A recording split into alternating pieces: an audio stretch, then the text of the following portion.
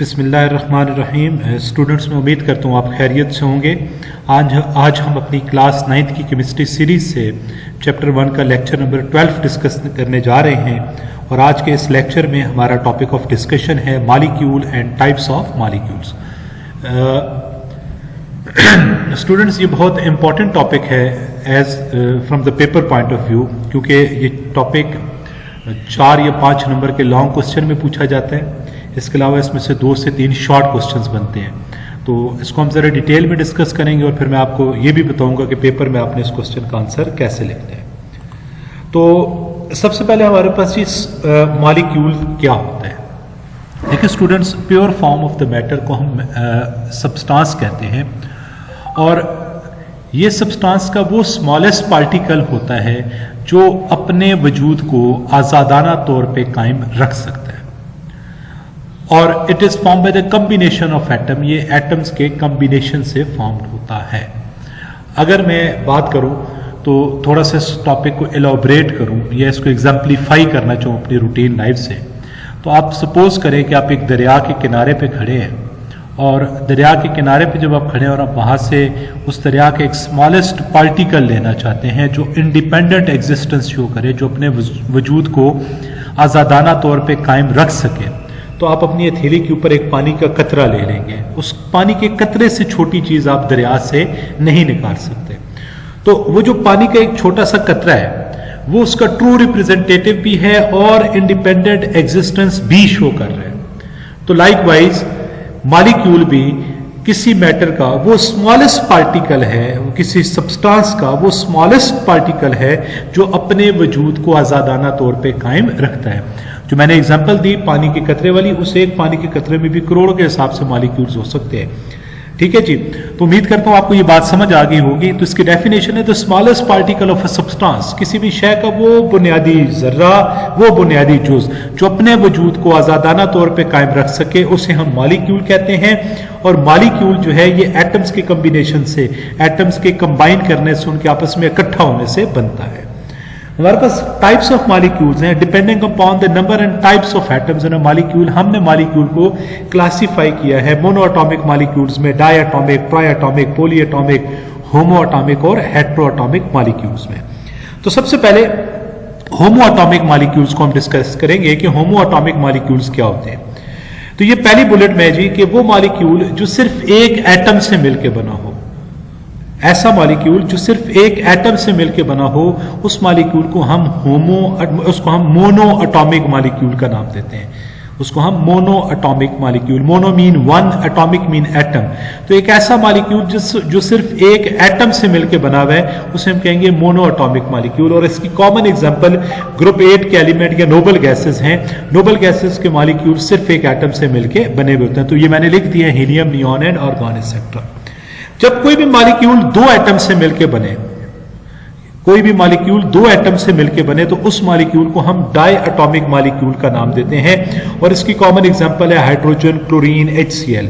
अब हाइड्रोजन जब मॉलिक्यूल की फॉर्म में एग्जिस्ट करता है तो 2 हाइड्रोजन एटम होते हैं, इसको हम H2 लिखते हैं। जब क्लोरीन 2 एटम्स आपस में मिलते हैं और मॉलिक्यूल की फॉर्म में आते हैं तो इस एक मॉलिक्यूल के अंदर 2 एटम है, इसलिए इसे हम डायएटॉमिक कह रहे हैं। और हाइड्रोजन क्लोराइड के भी एक मॉलिक्यूल में 2 एटम है, एक हाइड्रोजन और दूसरा क्लोरीन। तो ये आपके पास मॉलिक्यूल्स हैं डायएटॉमिक मॉलिक्यूल्स। अगर मॉलिक्यूल 3 एटम से मिलकर बना हो, यानी if molecule consist of 3 atoms then it is called triatomic molecule. ऐसे मॉलिक्यूल को हम ट्राइएटॉमिक मॉलिक्यूल का नाम देते हैं। और इसकी सबसे कॉमन एग्जांपल ओजोन है। ऑक्सीजन की एलोट्रोपिक फॉर्म है जिसे आप O3 कहते हैं, 3 ऑक्सीजन एटम से मिलकर बनी है। दूसरा आपके पास वाटर है, वाटर का फार्मूला है H2O, यानी वाटर का एक मॉलिक्यूल 2 हाइड्रोजन और 1 ऑक्सीजन, यानी टोटल 3 एटम से मिलकर बने। और इसी तरह कार्बन डाइऑक्साइड है, कार्बन डाइऑक्साइड का एक मॉलिक्यूल जो है वो 3 एटम से मिलकर बना है, जिनमें 1 कार्बन और 2 ऑक्सीजन एटम है। नेक्स्ट हमारे पास है जी पॉलीएटॉमिक मॉलिक्यूल्स। ऐसे मॉलिक्यूल्स जो बहुत सारे एटम से मिलकर बने हों, ये कई एटम से मिलकर बने हों, उन्हें हम पॉलीएटॉमिक मॉलिक्यूल्स कहते हैं। और इनकी एग्जांपल है सल्फ्यूरिक एसिड और ग्लूकोज। सल्फ्यूरिक एसिड का एक मॉलिक्यूल सल्फ्यूरिक एसिड का एक molecule 2 hydrogen 1 sulphur 4 oxygen atom से मिलकर बना हुआ है। इसी तरह आपके पास जो ग्लूकोज है उसका एक मॉलिक्यूल 6 कार्बन 12 हाइड्रोजन और 6 ऑक्सीजन से मिलकर बना है। तो इस तरह यहां पर टोटल 7 एलिमेंट है, यहां पर टोटल 24 एलिमेंट है।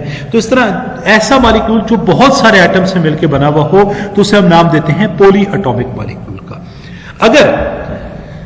अगर एक ही तरह के एटम्स आपस में मिलकर मॉलिक्यूल बनाए तो इस तरह के मॉलिक्यूल को हम होमो एटॉमिक मॉलिक्यूल का नाम देते हैं। जैसे हाइड्रोजन है H2, दो एक जैसे एटम हाइड्रोजन आपस में बॉन्ड बना के मॉलिक्यूल बना रहे हैं, तो ये होमो एटॉमिक मॉलिक्यूल्स की एक एग्जांपल है। क्लोरीन है, ओजोन है, 3 ऑक्सीजन एटम, तीनों एक जैसे एटम है। तो होमो का मतलब होता है सेम, एटॉमिक का मतलब है एटम। ऐसा मॉलिक्यूल जिसमें सारे एटम एक जैसे हों तो ऐसे मॉलिक्यूल को हम नाम देते हैं होमो एटॉमिक मॉलिक्यूल का। और जब डिफरेंट काइंड ऑफ एटम्स आपस में मिलकर बॉन्ड बनाए, आपस में इकट्ठे होकर मॉलिक्यूल बनाए, तो इस टाइप ऑफ मॉलिक्यूल को हम हेट्रो एटॉमिक मॉलिक्यूल कहते हैं। फॉर एग्जांपल HCl है, HCl के एक मॉलिक्यूल में एक हाइड्रोजन और एक Cl है, दो डिफरेंट एटम्स है।